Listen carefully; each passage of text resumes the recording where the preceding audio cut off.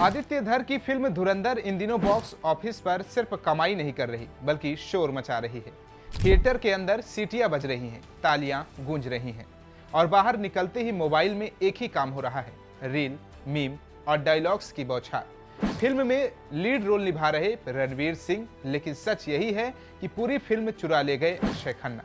उनका किरदार रहमान डकैत ऐसा है कि स्क्रीन पर आते ही सन्नाटा छा जाता है, आंखों में ठंडकपन, आवाज में खौफ और हर डायलॉग में मौत की आहट। दर्शक सिर्फ देख नहीं रहे, महसूस कर रहे हैं। लेकिन यही सवाल उठता है, क्या रहमान डकैत सिर्फ फिल्मी किरदार है? जवाब है नहीं। बहुत कम लोग जानते हैं कि धुरंधर का ये किरदार असली जिंदगी के एक खुखार पाकिस्तानी गैंगस्टर से इंस्पायर्ड है। नाम सरदार अब्दुल रहमान बलोच, जिसे अंडरवर्ल्ड की दुनिया रहमान डकैत के नाम से भी जानती है, जिसके नाम से पुलिस कांपती थी, राजनेता सौदे करते थे और दुश्मन सोने से पहले दरवाजा बंद करना नहीं भूलते थे। तो चलिए आपको खास प्रोग्राम चर्चा में रहमान डकैत की पूरी कहानी बताएंगे, जो शायद आप नहीं जानते होंगे। जिस रहमान डकैत को आज लोग थिएटर में तालियां बजाकर देख रहे हैं, वो असल जिंदगी में तालियों का नहीं, दहशत का नाम था। उसका पूरा नाम था सरदार अब्दुल रहमान बलोच। सिर्फ रहमान डकैत पाकिस्तान के कराची शहर में, जहां एक तरफ समुद्र की लहरें और दूसरी तरफ अपराध की गहरी दलदल में निकला ये नाम। एक आम लड़का, असामान्य हालत। रहमान बलोच किसी अपराधी घराने में पैदा नहीं हुआ था, वो भी एक आम परिवार का लड़का था। बलोच समुदाय से आने वाला, जहां गरीबी, बेरोजगारी और सिस्टम की बेरुखी आम बात थी। बचपन से उसने देखा पुलिस का जुल्म, ताकतवर लोगों की गुंडागर्दी, गरीबों की कोई सुनवाई नहीं। यहीं से उसके अंदर एक बात बैठ गई, इस शहर में कानून किताबों में है, सड़कों पर नहीं। रहमान के पिता भी अपने समय में कराची के लियारी इलाके में दबदबा रखने वालों में गिने जाते थे। यही वजह थी कि रहमान को अपराध की दुनिया किसी किताब से नहीं, घर के माहौल से मिली। पिता का नेटवर्क उसकी पहचान और इलाके में पकड़ रहमान के शुरुआती सीढ़ी बनी। शादी, रिश्ते, एक नहीं कई जिंदगी। रहमान डकैत की जिंदगी एक और वजह से भी चर्चा में रही। उसकी कई शादियां, अलग अलग रिपोर्ट्स के मुताबिक रहमान की 3 पत्नियां थीं। हर शादी अलग दौर की कहानी थी, अलग इलाके से जुड़ी थी और अलग मजबूरियों में हुई। अपराध की दुनिया में शादी सिर्फ संबंध नहीं होता, वो नेटवर्क है जो भरोसे का हिस्सा भी बन जाता है। सबसे चौंकाने वाली बात तो एक, जिस शख्स से पूरा शहर डरता था, वो कई बच्चों का पिता भी था। कुल बच्चे लगभग 13 अलग अलग पत्नियों से रहमान डकैत के करीब 13 बच्चे बताए जाते हैं। इनमें बेटे भी थे और बेटियां भी, लेकिन मीडिया और सरकारी रिकॉर्ड में सभी बच्चों के नाम कभी पूरी तरह सामने नहीं आए। मां की हत्या का जुल्म। 19 साल की उम्र में रहमान डकैत ने ऐसी वारदात को अंजाम दिया कि लोगों का दिल दहल गया था। उसने अपनी मां खदीजा बीवी की बेरहमी से हत्या कर दी थी। एक्सप्रेस ट्रिब्यून की रिपोर्ट के मुताबिक उसने अपनी मां को गला घोंटकर मारा था और फिर छत के पंखे से लटका दिया था। इल्जाम यह था कि उसकी मां का किसी प्रतिद्वंदी गैंग मेंबर से संबंध था। यह घटना लियारी में किसी सदमे से कम नहीं थी। हालांकि पुलिस ने इसे घरेलू विवाद बताया था, लेकिन इस वारदात के बाद रहमान फरार हो गया था। मीडिया रिपोर्ट्स के अनुसार यह क्राइम उसकी क्रूरता का प्रतीक बन गया था। उसका परिवार टूट चुका था, लेकिन रहमान के जुर्म का सफर तेज हो गया था। बलोच समुदाय में भी उसकी चर्चा होने लगी थी। इसी हत्याकांड ने उसे डकैत का टाइटल दिलाया था। पहला अपराध जब रास्ता बदल गया।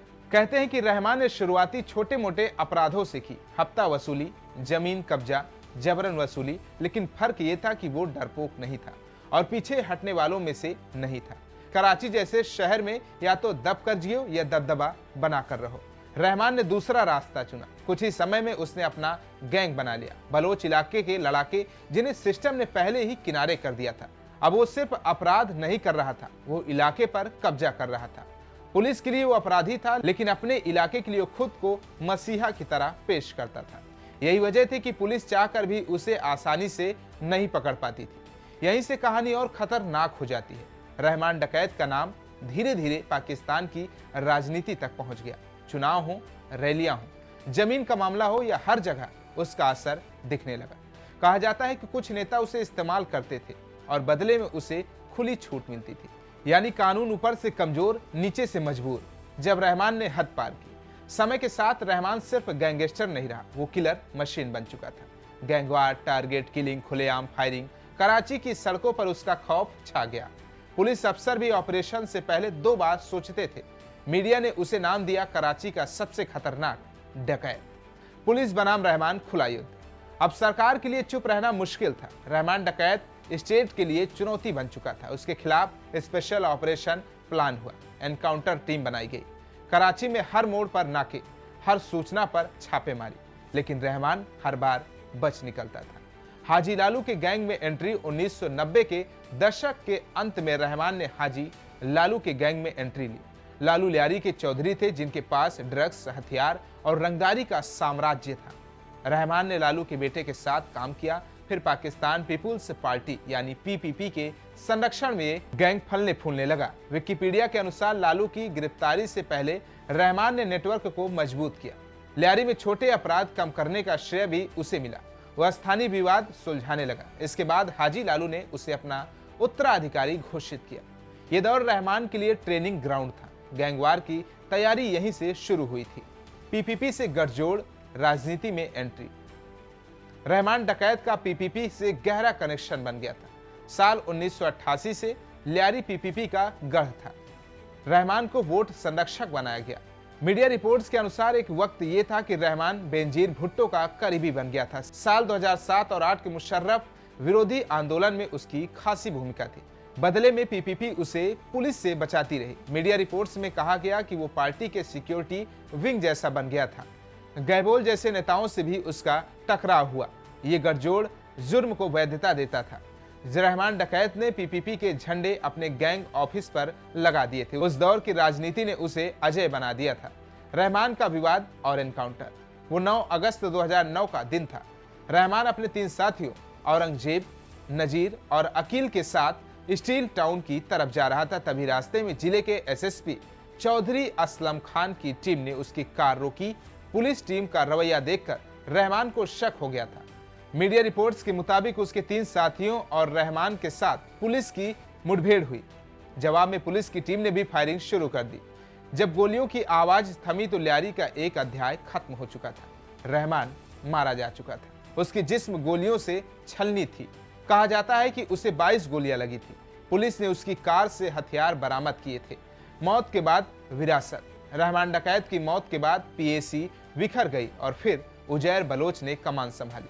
उजैर ने अपने नेटवर्क विस्तार किया। कहा जाता है कि रहमान के फ्यूनरल में भी 7 लोग मारे गए थे। लियारी में कर्फ्यू लगाया गया था। रहमान की हत्या के इल्जाम से पीपीपी को भी सियासी नुकसान हुआ था। हालांकि रहमान की मौत के बाद भी लियारी में गैंगवार जारी रहा। साल 2013 में रेंजर्स को ऑपरेशन के लिए लियारी में उतारा गया, जिससे कुछ सुधार हुआ। रहमान डकैत को आज भी वहां रॉबिन हुड कहा जाता है। रहमान की कहानी जुर्म और सियासत के गठजोड़ की दास्तान है, जहां विरासत खूनी है। तो कैसा लगा हमारा वीडियो? कमेंट बॉक्स में फीडबैक जरूर दीजिए। बाकी तमाम देश और दुनिया की खबरों को देखने के लिए देखते रहिए स्टेट मिरर हिंदी।